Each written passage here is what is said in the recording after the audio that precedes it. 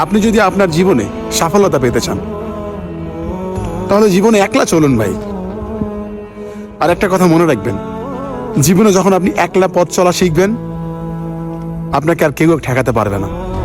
যখন আপনি সঙ্গ দিয়ে চলবেন, মনে রাখবেন আপনি যতই উপরে ওঠেন না কেন, আপনাকে নামানোর জন্য 10 জন লাগবে না, মাত্র একটা মানুষ হলেই আপনাকে নামিয়ে দিবে।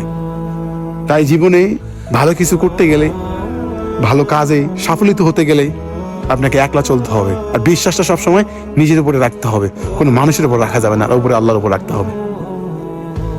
লাইফে যখন আপনি অন্যের উপর ডিপেন্ড করবেন, অন্যের উপর ভরসা করবেন, এমনকি যখন আপনি সঙ্গ দিয়ে চলবেন, যে কোনো একটা কাজ করতে যাবেন, সবার সঙ্গে পরামর্শ করবেন, হয়তো বা এটা বলবেন যে এটা করবো এটা করবো, এইসব যখনই করতে যাবেন ভাই, আপনি হাজার হাজার টাকার মালিক হলেও আপনি একসময় শূন্য পকেট হয়ে যাবে আপনার।